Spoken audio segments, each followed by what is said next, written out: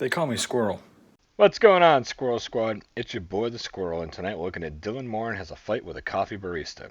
So this was sent over to me by my buddy Tony. Tony sends me tons and tons of great things to react to. I'm trying to spread it out a little bit and get a little bit of everybody, but Tony's just wailing me with some great ones. So I have no idea. This piece, obviously, like almost everything I react to, no idea ahead of time, but I've fought with a coffee barista before, so I can sympathize, and I'm actually looking forward to watching this. And I'm looking forward to watching some Dylan Moran. So here we go, folks. If it's your first time here, I hope you enjoyed it. And if you do, don't forget to hit the subscription button and the little notification bell and leave a thumbs up or a thumbs down, whichever you prefer. Leave a comment, say hello, say hi to the Squirrel Squad. They're very nice people. They'll treat you like family. Come on in.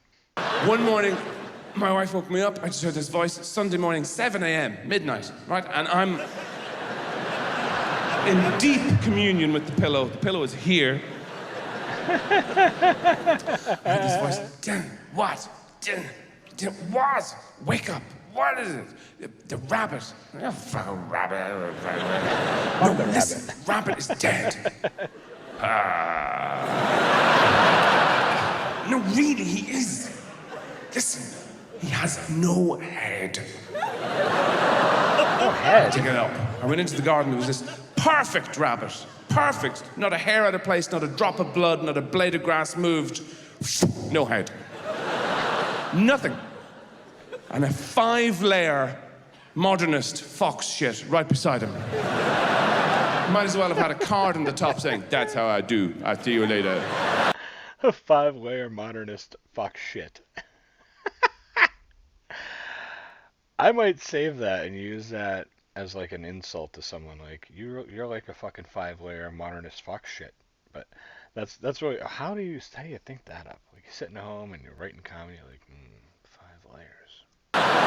It was amazing. The threat. And so then we had to get a dog. They wanted to get a dog. The children do dog. No. I was saying, now of course we have a dog. Of course we do. Because I'm the father. People don't listen to fathers. That's the truth. Fathers are not considered people in families. They're not. A big force, yes. An elemental force even, sure. But not a person. Look at the Christmas presents fathers get. Nobody knows who this guy is. That's why they come up to him. That's why they come up to him and they go, "Here you go. We got you, it's, what is it? It's a woolly penguin. You squeeze it, it says fucking Dutch. You might like it." They don't know who he is. It's a giant clog made out of lunch meats from all over the world. You get into it, it plays the Austrian national anthem. I don't know, we thought it might be your thing.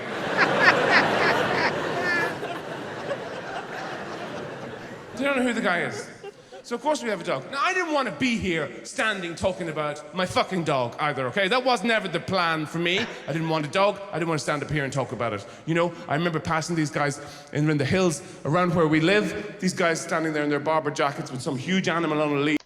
I think it's kind of like if you're the father or the man of the house and you go out and you buy a dog. You're like, I get a good dog. Get me a dog, man's best friend. You pick it out, and it becomes like your loyal servant.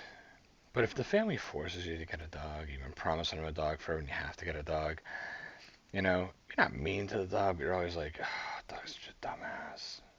At least that's how it is in my house anyway, I'm not sure.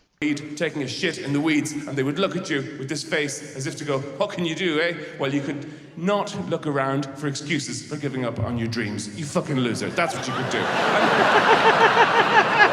I used to think that. I didn't say it. Now I don't think it. I just say, "Morning, Bob," holding the fucking dog. So, anyway, so we're going to get this pup from this friend of mine. And he wanted to meet in this coffee shop place. Now, near where he lives. So I went, and it was one of these places. And they've popped up everywhere. They are everywhere now. London's full of them. And you know what I'm talking about. They're really cool. And this stripped back wood and just bare brick. No real furniture, just, coffee sacks. It's too cool for furniture. Just coffee sacks and half of an old surfboard sign from the 1950s, something like that. Very intense. literally paying more for fucking less. Intimidating if you're of a certain age. I walked in, I was the only person who did not have an Edwardian cricketer's beard. It's a bartender's beard over here, but I get you. Very excluded, I felt. And everybody has a lot of tattoos. Tattoos used to be an anchor or a girl or a tiger. Now there's the Book of Deuteronomy. And it's becoming Lord of the Rings. It doesn't stop. It just goes to wrap around the whole piercings everywhere. It looked like somebody had gone by the building and just gone. Wow, that's a great reference. And a lot of very earnest conversations. Yeah, Hugo, we should. We should open a cauliflower bar. We fucking should. Yeah, brilliant idea. A ukulele patio. That's a fucking great idea, Miles. Yeah, let's do it. Let's crowdsource that shit. Yeah, there you go. People having those conversations, the tattoos, the piercings, one man with an actual javelin through his chest, nodding in the corner. And so I'm very intimidated. I go up to the chief beard in front of his Harley Davidson coffee machine. There's too many coffees. There's too many different types of coffee. Furtagitado? I don't want that. A Secatacino? Just give me a cup of coffee, please. I said, did you put 2 shots in the coffee here? He goes, yeah, like it insulted generations of his family. Absolutely. Of course you did. I said, well, can I get it in a slightly bigger cup, please? Thank you. And he went, yeah, you could. And he didn't move. I thought maybe this is a new thing too. So I just stood there looking at him. He didn't move, thinking, Yeah. make it so. I know you're resentful of me and everything because you have a degree in marine accountancy or whatever it is. And you have to pull coffee for a living, but that's the way it happens sometimes. Just, please, can you do this? What happens next? He's staring at me and he said, you could, but you're going to lose the umami-ness of the single origin bean. The umami-ness. That's what the man said. Yeah. Okay? I said, okay, but you can still do it, right?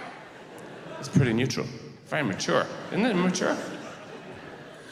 Then he said, yeah, but it'll get radially diffused on the camber of the cup. I don't know what I said then. Because we were on the street all of a sudden. And he was saying some stuff about coffee. I was making some speculations about him and his place in the universe and in what possible continuum he might get laid. And it ended with me walking away and him shouting after me, enjoy your attitude problem, enjoy your life. So I was really, really mad, okay? I was furious mainly at myself for losing my temper. So I go to my friend's house, and my friend is annoying at the best of times. And he didn't understand the situation at all. He's one of these people, okay, he's always keeping up with cool stuff and telling me what I should watch and read and what I should be doing and all. You know, have you seen the new Scandinavian crime series? I haven't, no. It's brilliant. Nisplaga naska nak nak ya ga ha. It's Finnish. It translates as hut. It's about these...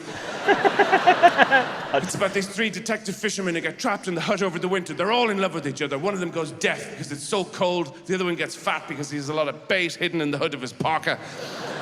The other one is narcoleptic and insomniac. He spends the whole time just doing this. It lasts for a year and a half. You have to see it in the original Finnish, otherwise you lose all the nuaganakt, which is Finnish for nuance. And so, there's all that, right? And he didn't understand the coffee situation.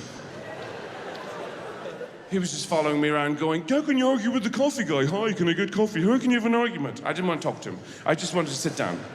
I wanted to sit down, and I tried to sit down on this woolly chair, but it shat on me. And then he came running over, oh, you found the dog, you found the dog. Because he didn't have a proper dog. You know, he had one of these modern fucking ferdooberdoodle, schnoodle, voodle, goodle dogs. What happened to dogs? The dogs, you know, dogs, Labradors. I grew up with those classic dogs. Labradors, it's a human being in dog form. You know what it is, it's walking around going, have you seen my glasses? I don't know where they are, I can't find it. Where is it? I'm Not sorry. my Labrador. Have you got the crossword? And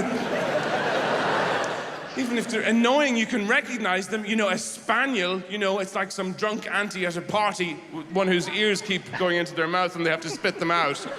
I'm a spaniel. I've always been a spaniel. Or St. Bernard, they're ludicrous looking, but you know what they are, okay? They're that dog, the one where you go up the mountain because you're a dick.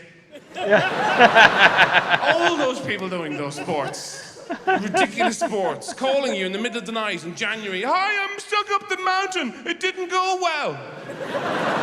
A mountain at night in January, how does it go right? Yeah, right.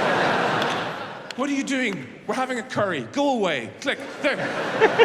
All of those people doing those sports, fly diving and hole finding, I like him. they're responsible for their own actions, okay? If you want a sense of danger, stop wasting everybody's time, okay? Blindfold yourself and walk around your flat, have a friend hit you with a stick. What? If you go up the mountain, you know the dog, it's the dog that comes over and drinks brandy watching you die. It's that dog. Yeah, that's what he does. But he didn't have a proper dog. He didn't have a proper one. He had one of these dogs. You don't know what they are. It looks like a car wash with teeth. You don't know what it is. And he came running over. He said, you found him. That's our Schnapper Daniel. He's on his knees tickling the dog. He's called Mr. Beans. Isn't he adorable? We called him Mr. Beans because the first thing he did when he came in the apartment was he jumped up on that table over there and he ate a plate of beans. Isn't that adorable? Yeah. No, it's not. I said, I also like beans. My name is not Mr. Beans. My name is Mr. Shit Shoes. Because I have shit on my shoes. When you're quite finished giving Mr. Beans a hand job or whatever you're doing there, I would like a towel or a shovel or something, okay? Thank you very much. Well, thanks, Mr. Beans. Shit shoes, Dylan. That was good. I liked this guy. I like him because it wasn't like build up to big hits. You got 4 big hits. It was kind of just a good flow all the way through. It was nice. Dylan, thanks, man. Thank you so much. I really hope you guys like this guy. I liked him a lot. I thought he was great. I'll probably check out some more in the future. We'll see, what you guys think of it, because I don't want to bring you stuff that you don't want. But hopefully you like it, and I hope you enjoy it. And I will catch you guys very soon. Until next time, Squirrel out.